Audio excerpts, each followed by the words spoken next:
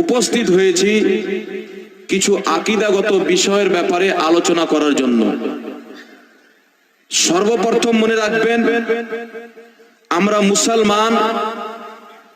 আল্লাহ তাবারাক ওয়া তাআলা প্রত্যেক মুসলমানের প্রতি একজন করে নবী পাঠিয়েছেন। আর আমাদের নবী সাল্লাল্লাহু আলাইহি ওয়াসাল্লাম যিনি আমাদের আখেরি নবী, যেই নবীর পরে কোনো নতুন নবী জন্ম হবে না। আপনাদের কি আকীদা? আমাদের নবীর পরে কোনো নতুন নবী জন্ম হতে পারে? কেউ যদি এইরকম আকীদা রাখে যে আমাদের নবীর পরেও নতুন নবী জন্ম হওয়া সম্ভব, সে মুসলমান থাকবে না কাফির হয়ে যাবে? মুসলমান থাকবে না। কারণ নবী পাকের খাতমিয়াতের উপরে আল্লাহ কোরআনে মোহর মেরে দিয়েছেন, মাকানা মুহাম্মাদুন আবা আহাদিম মির রিজালিকুম ওয়ালাকির রাসূলুল্লাহি ওয়া খাতামান নবিয়্যিন। আল্লাহ বলছেন মুহাম্মদ তোমাদের মধ্যে কোনো ব্যক্তির বাবা না, ওয়ালাকির রাসূলুল্লাহ, উনি একজন আল্লাহর রাসূল, ওয়া খাতামান নবিয়্যিন, এবং শেষ নবী, তিনার পরে আর কোনো নবী জন্ম নিবে না। জোরে বল সুবহানাল্লাহ। বিরাদার, আল্লাহ পাক আম্বিয়ায়ে কিরামকে দুনিয়াতে পাঠিয়েছেন। প্রত্যেক নবী কিয়ামতের ময়দানে নিজ নিজ উম্মতের আমলের সাক্ষী দিবেন, গাওয়াহি দিবেন। আর আল্লাহ পাক আমাদের নবীর ব্যাপারে কুরআন পাকে বলেছেন, ইন্না আরসালনাকা শাহিদাও ওয়া মুবাশশিরাও ওয়া নাযীরা। আল্লাহ বলছেন, মাহবুব, নিশ্চয় আমি তোমাকে শাহিদ বানিয়ে এবং নাজির বানিয়ে পাঠিয়েছি। নাজির মানে যিনি দেখনেওয়ালা। আর শাহিদ শব্দের অর্থ কি? ইমাম রাগিব আসবাহানী রাহমাতুল্লাহ আলাইহি নিজের তাফসিরের ফেমাস কিতাব তাফসিরে রাগিবের মধ্যে লিখেছেন, আশ-শুহুদ ওয়া শাহাদাতু। শাহিদ শব্দের অর্থ বলেছেন আল হুজুর মাআল মুশাহিদা। শাহিদ শব্দের অর্থ হলো আল হুজুর, উপস্থিত থাকা, মানে হাজির হওয়া, মাআল মুশাহিদা, এবং দেখা, অর্থাৎ নাজির হওয়া। তো আমাদের নবীকে আল্লাহ যে শাহিদ বলেছেন এবং নাজির বলেছেন, ইন্না আরসালনাকা শাহিদাও ওয়া মুবাশশিরাও ওয়া নাযীরা। আল্লাহ বলছেন, নিশ্চয় মাহবুব, আমি আপনাকে হাজির এবং নাজির বানিয়ে পাঠিয়েছি। জোরে বল সুবহানাল্লাহ। নবী পাককে আল্লাহ পাক হাজির এবং নাজির বানিয়ে পাঠিয়েছেন। শাহিদ মানে হচ্ছে সাক্ষী। সাক্ষী কোন ব্যক্তি দিবে? যে ঘটনা ঘটাকালীন সেখানে উপস্থিত থাকবে এবং দেখবে, এবং ব্রেনের স্মরণ শক্তিও সঠিক থাকবে। কোন পাগল ব্যক্তি যদি কোনো ঘটনাকে দেখে, সেই ব্যক্তিকে কিন্তু সাক্ষী হিসেবে গ্রহণ করা হবে না, কারণ পাগল ভুলভাল বকে দিতে পারে। কোন অন্ধ ব্যক্তি যদি উপস্থিত থাকে, তার শাহাদত, তার সাক্ষী আদালতে চলবে না। কেন চলবে না? অন্ধ ব্যক্তি দেখতে পায় না। তো শাহিদ, সাক্ষী ওই ব্যক্তিকে বলে যে ঘটনা ঘটাকালীন জায়গাতে উপস্থিত থাকবে এবং নিজের দৃষ্টিতে তাকে দেখবে। জোরে বলুন সুবহানাল্লাহ। এবং কানে শ্রবণ করবে এবং চোখে দেখবে। তো আল্লাহ পাক প্রত্যেক উম্মতের প্রতি নবী পাক সাল্লাল্লাহু আলাইহি সাল্লামকে শাহিদ বানিয়েছেন, অর্থাৎ হাজির এবং নাজির বানিয়েছেন। জোরে বলুন সুবহানাল্লাহ। কিয়ামতের যখন ময়দান, ঈসা নবীর উম্মতকে ডাকবেন, ঈসা আলাইহিস সালামের উম্মতকে ডাকা হবে। আল্লাহ বলবেন, আমার ঈসা আলাইহিস সালাম কি তোমাদেরকে ঈমানের দাওয়াত দেননি? এক আল্লাহর কি তোমাদেরকে পরিচয় করায়নি? ঈসা আলাইহিস সালামের উম্মত অস্বীকার করে দিবে, বলবে, না আল্লাহ, এমন কথা তো আমাদেরকে ঈসা বলেনি। ওই সময়তে আল্লাহ পাক আমাদের নবীকে উপস্থিত করবেন। আমাদের নবীকে বলবেন, মাহবুব, তুমি বলো, ঈসা নবী কি তার উম্মতকে আমি আল্লাহর ওয়াহদানিয়তের এলান করেনি? তার উম্মতকে কি ঈমানের দাওয়াত দেয়নি, ইসলামের দাওয়াত দেয়নি? আমাদের নবী বলবেন, আল্লাহ অবশ্যই দিয়েছিলেন। নবী পাক যখন সাক্ষী দিয়ে দিবেন, ঈসা নবীর উম্মত চুপ হয়ে যাবে। জোরে বলো সুবহানাল্লাহ। তাদের সামনে ঈসা আলাইহিস সালাম বলছেন, যে আমি দাওয়াত দিয়েছিলাম কিন্তু তাকে অস্বীকার করা হচ্ছে, তিনার উম্মত পল্টি মারছেন। কিন্তু মুহাম্মদ রাসূলুল্লাহ যখন বলছেন তো ঈসা নবীর উম্মত চুপচাপ থাকছেন, আর কোনো কথা বলছেন না। কারণ ঈসা নবীর উম্মত তো জানে যে মুহাম্মদ রাসূলুল্লাহ শুধু আখেরি নবীর উম্মতের জন্য হাজির ও নাজির না, সৃষ্টির প্রথম থেকে নিয়ে কিয়ামত পর্যন্ত হাজির ও নাজির। জোরে বলুন সুবহানাল্লাহ। এর দলিলও নিয়ে নেন, রাসূল পাক সাল্লাল্লাহু আলাইহি সাল্লামের প্রতি যে কিতাব নাজিল হয়েছেন শ্রেষ্ঠ কিতাব কুরআন, ওই কুরআনের মধ্যে আল্লাহ বলছেন ইজ ক্বালা রাব্বুকা লিল মালাইকাতি ইন্নী খালিকুম বাশারাম মিন তিন। আল্লাহ বলছেন মাহবুব স্মরণ করেন ওই সময়ের কথা যখন আমি ফেরেশতাদেরকে বলেছিলাম নিশ্চয় আমি একজন মানুষ তৈরি করব মাটি দিয়ে। জোরে বলেন সুবহানাল্লাহ। স্মরণ করো কাকে বলছেন? আমাদের নবীকে বলছেন। স্মরণ করো কোন ব্যক্তিকে বলা হবে?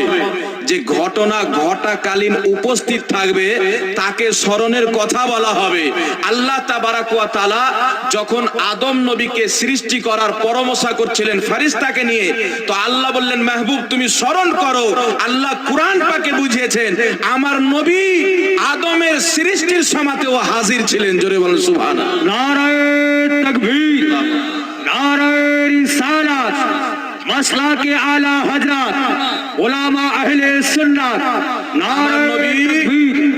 আমার নবী আদমের সৃষ্টিকালের যখন আমি ফেরেশতাদেরকে নিয়ে পরামর্শ করতেছিলাম, আল্লাহ বলছেন আমার নবী সেই সময়তে হাজির ছিলেন। তাই আল্লাহ বলছেন মাহবুব তুমি স্মরণ করো। জোরে বলুন সুবহানাল্লাহ। এইবার কুরআন পাকের মধ্যে এই ধরনের বিভিন্ন আয়াত পাবেন। পবিত্র কুরআনের মধ্যে আল্লাহ বলছেন আলাম তারা কাইফা ফাআলা রাব্বুকা বিআসহাবিল ফিল। আল্লাহ বলছেন মাহবুব তুমি কি দেখোনি যখন ওই কাবা ঘরকে শহীদ করার জন্য এসেছিল ওই সময়কার ঘটনার ব্যাপারে আল্লাহ বলছেন যখন নবীর জন্ম হয়নি। জোরে বলো সুবহানাল্লাহ। আল্লাহ বলছেন আলাম তারা কাইফা ফাআলা, মাহবুব তুমি কি দেখোনি? দেখোনি কাকে বলা হবে? যে ওই ঘটনাটাকে নিজের চোখে দেখবে। আল্লাহ জানিয়েছেন আমার নবী মুস্তাফা নূর হয়ে ওই ঘটনাটা দেখতেছিলেন। জোরে বলো সুবহানাল্লাহ। শুধু তাই নয়, আল্লাহ তাবারাক ওয়া তাআলার নবী নিজের রওজা মুবারক থেকে এই সমস্ত পৃথিবীকে এমন ভাবে দেখেন যেমন হাতের থাবা দেখতে পাওয়া যায়, যেমন হাতের থাবা দেখতে পাওয়া যায়। মনে রাখবেন আমরা যখন দুরূদ পড়ি, আমরা যখন সালাম পড়ি, আমরা যখন চায়ের দোকানে বা মসজিদে বা মাদ্রাসাতে নবীর গুণগান করি, আমার নবী দেখতেও পাই শুনতেও পাই। সুবহানাল্লাহ বলেন। এবং কেউ যদি নবীর বুরাই করে, কেউ যদি রাসূলের পাককে খারাপ অশ্লীল ভাষা ওনার শানে ব্যবহার করেন, আমার নবী রওজা মুবারক থেকে সেটাকেও দেখেন এবং শুনেন। সুবহানাল্লাহ বলেন। এবার এখানে একটি এতরাজ হলো, একটু মতভেদ হলো যে নবী পাক বলেন আল্লাহ জমিনের খিত্তা খিত্তাতে জাররা জাররাতে ফেরেশতা মুকাররর করে রেখেছেন। যখন কোন আমার উম্মত আমার প্রতি দুরূদ পড়বে, আমার প্রতি সালাম পড়বে, ওই ফেরেশতা ওই সালামকে আমার দরবারে পৌঁছে দিবেন। তো নবী যদি ডাইরেক্ট শুনতে পায়, নবী যদি ডাইরেক্ট দেখতে পায়, তাহলে ফেরেশতা দিয়ে পৌঁছানোর প্রয়োজন কি ছিল?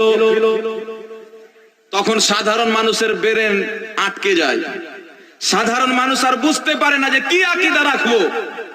কিন্তু যখন লাইলাতুল কদরের সময় আসে, আল্লাহ পাক কুরআন পাকে বলেছেন লাইলাতুল কদর হাজার মাসের চাইতে উত্তম।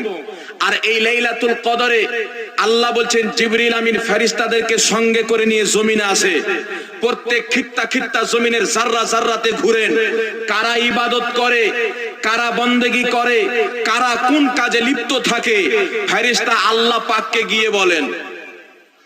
আল্লাহ পাককে গিয়ে জিবরিল বলেন আল্লাহ তোমার অমুক বান্দা দিনে রোজা ছিল, রাতে ইবাদত করতেছিল। তোমার অমুক বান্দা তোমার তাসবিহ পাঠ করত, তোমার জিক্র আজকার করত। তোমার অমুক বান্দা রাতে নফল ইবাদত করেছেন। আপনারা বলেন যে আল্লাহ পাককে জিবরিল গিয়ে বলবেন আল্লাহ কি দেখতে পায় না, শুনতে পায় না? শুনতে পাই কি পাই না? তো যেই এতেরাজ, যেই মতভেদটা নবীর উপরে করা হয়, এটা তো তার কায়দা অনুযায়ী আল্লাহর উপরেও মতভেদ হচ্ছে। নাউজুবিল্লাহ।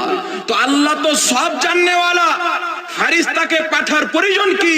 তো আল্লাহ বলছে আমার ফেরেশতাকে এই জন্য পাঠাই যে আমার ফেরেশতাকে আমি সাক্ষী বানিয়ে নি কিয়ামতের ময়দানে যারা রাত্রি জেগে আমার ইবাদত করে, দিনের বেলা রোজা রাখে, আমি আল্লাহ তার বদলা তাকে জান্নাতুল ফিরদাউস দান করব। বলুন সুবহানাল্লাহ। আল্লাহ তাবারাক ওয়া তাআলা মুসা আলাইহিস সালাতু ওয়াস সালাম হাতে লাঠি নিয়ে আছেন। তো আল্লাহ পাক বলছেন মুসা তোমার হাতে কি? তো কেউ যদি বলে আল্লাহ যদি জানতেন দেখতেন তাহলে জিজ্ঞাসা কেন করলেন? তো আর ব্রেনে গাঁজা ভরা আছে না নাই? এটা হিকমতের বিষয়। তো নবী পাক বললেন জমিনের জাররা জাররাতে ফেরেশতা মুকাররর করা আছে, নির্ধারিত করা আছে। যখন কেউ দুরূদ পড়ে, সালাম পেশ করে, আমার উম্মতির দুরূদ সালামকে ফেরেশতা আমার নিকটে পৌঁছে দেয়। এর মানা হচ্ছে ফেরেশতা সাক্ষী হয়ে যায়, নচেত নবী মুস্তাফা উম্মতের দুরূদও শুনতে পায়, উম্মতের সালামও শুনতে পায়। জোরে বলুন সুবহানাল্লাহ। নবী পাক দেখতেও পায়, এর প্রতি দলিল রয়েছে। এটা আপনার শাবান মাস চলছেন, এর পূর্বে কিছুদিন পূর্বে মেরাজের তারিখ চলে গেল, রজবুল মুরাজ্জাবের মাস। হযরতে মুসা আলাইহিস সালাম তুর পাহাড়ে গেলেন, যাওয়ার পরে বলছেন আল্লাহ আমি তোমাকে দেখতে চাই। আল্লাহ বলছেন ইয়া মুসা লান তারানি, হে মুসা তুমি আমাকে দেখতে পারো না। মুসা বললেন না আল্লাহ আমি তোমাকে দেখতে চাই। আল্লাহ আবার একই কথা বললেন। মুসা নবী যখন বারবার জিদ করতে লাগলেন, আল্লাহর দরবারে আরজি পেশ করতে লাগলেন, আল্লাহ বললেন মুসা তুমি তো আমাকে দেখতে পারো না, আমাকে দেখার মতো চোখ তো আমি তোমাকে দান করিনি, আমি আমার নূরের একটা ঝলক পাঠাচ্ছি, সেটাকে দেখেই তুমি সবর করো। জোরে বল সুবহানাল্লাহ। আপনারা সবাই জানেন কোরআনের ঘটনা, মুসা আলাইহিস সালামের প্রতি আল্লাহ পাক একটি নূরের তাজাল্লিকে পাঠালেন। সেই নূরের তাজাল্লিকে এক ঝলক দেখে মুসা নবী বেহুশ হয়ে গেলেন, আর তুর পাহাড় জ্বলে কয়লা হয়ে গেল। এখন পর্যন্ত তুর পাহাড় থেকে সুরমা বের হয়। সুবহানাল্লাহ বলেন। তো মুসা আলাইহিস সালাতু ওয়াস সালামের যখন জ্ঞান ফিরে আসলো, মুসা নবীর যখন জ্ঞান ফিরে আসলো, কোরআনের তাফসীরের মধ্যে লেখা রয়েছে মুসা আলাইহিস সালাতু ওয়াস সালাম আল্লাহ পাকের নূরের তাজাল্লিকে এক ঝলক দেখার কারণে তিনার দৃষ্টি শক্তি পাওয়ার আল্লাহ এত ঊর্ধ্বে করে দিলেন যে হাজারো মাইল দূরে যদি কোনো পিঁপড়া চলাচল করত, মুসা পয়গম্বর হাজারো মাইল দূর থেকে পিঁপড়া পর্যন্ত দেখতে পেত। জোরে বলো সুবহানাল্লাহ। বিষয় আছে, একটা ভাবার বিষয় আছে যে মুসা পয়গম্বর যদি আল্লাহর নূরের একটি ঝলককে দেখে বেহুশ হয়ে যায়, এক ঝলক দেখার কারণে তিনার দৃষ্টির পাওয়ার এত বেড়ে যায় যে হাজারো মাইল দূর থেকে একটা পিঁপড়া চলাচল করলে দেখতে পায়। তো মুস্তাফা জানে রহমত স্বয়ং রব্বুল আলামিনকে দেখেছেন, তিনার চোখের দৃষ্টির পাওয়ার কত হবে। জোরে বল সুবহানাল্লাহ। নারে তাকবীর, নারে রিসালাত, মাসলাকে আলা হযরত উলামা আহলে সুন্নাত মুফতি জাহাঙ্গীর রেজভী সাহেব কিবলা। যে মুসা নবী আল্লাহর নূরের একটি ঝলককে দেখলেন, আর দেখে স্থির থাকলেন না, বেহুশ হয়ে গেলেন, তিনার চোখের পাওয়ার এত বেড়ে গেল। তো মুস্তাফা জানে রহমত স্বয়ং আল্লাহকে দেখেছেন, তো তিনার চোখের পাওয়ার আল্লাহ কত বাড়িয়েছেন। জোরে বলুন সুবহানাল্লাহ। এই বিষয়ে আপনাদেরকে আমি একটি হাদিস শোনাতে চাই, যে হাদিসটি সহিহ মুসলিমের মধ্যে হাদিস নাম্বার 2889, সহিহ মুসলিমের মধ্যে। তারপরে এই একই হাদিস মুসনাদে আহমদের মধ্যে 17397 নম্বর হাদিস, মুসনাদে আহমদের মধ্যে এই হাদিসটি বর্ণনা করা হয়েছে। রাসূল করিম সাল্লাল্লাহু আলাইহি সাল্লামের প্রিয় সাহাবী হযরতে উকবা বিন আমির রাদিয়াল্লাহু তাআলা আনহু বর্ণনা করেন যে নবী পাক সাল্লাল্লাহু আলাইহি ওয়াসাল্লাম প্রত্যেক বছর উহুদের শহীদগণের মাজার শরীফ জিয়ারত করতে যেতেন। বলুন সুবহানাল্লাহ। সাহাবীদেরকে সঙ্গে করে। তাই আল্লাহ পাকের ওলিগণের যেখানে মাজার শরীফ আছে, মানুষরা যে বাস ভাড়া করে যায়, গাড়ি ভাড়া করে যায়, এটা নাজায়েজ না, মুস্তাফার সুন্নাতে আমল হয়। বলুন সুবহানাল্লাহ। তো নবী পাক সাল্লাল্লাহু আলাইহি ওয়াসাল্লাম একদিন গেলেন। হযরত উকবা বিন আমির বলেন আন্না রাসূলুল্লাহ সাল্লাল্লাহু আলাইহি ওয়াসাল্লাম খারাজা ইয়াওমান ফাসাল্লা আলা আহলে উহুদিন সালাতাহু আলাল মাইয়াতি। হযরত উকবা বিন আমির বলেন নবী পাক বেরিয়ে গেলেন, জিয়ারত করলেন, আর জিয়ারত করার পর নবী পাক সাল্লাল্লাহু আলাইহি সাল্লাম সেখানে দোয়া করলেন। দোয়া করার পর নবী পাক সাল্লাল্লাহু আলাইহি সাল্লাম সুম্মা খারাজা ইলাল মিম্বার, সেখান থেকে বেরিয়ে মিম্বারে উঠলেন। মিম্বারে ওঠার পর নবী পাক সাল্লাল্লাহু তাআলা আলাইহি ওয়াসাল্লাম বক্তব্য দিলেন।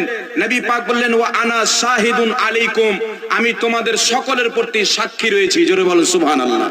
তারপর নবী পাক বলছেন হাদিসের শব্দ, এই হাদিসটি বুখারী শরীফের মধ্যেও রয়েছে। হযরতে উকবা বিন আমির বলেন, নবী পাক বললেন, ইন্নী ওয়াল্লাহি লা আনজুরু ইলা হাউজিল আন।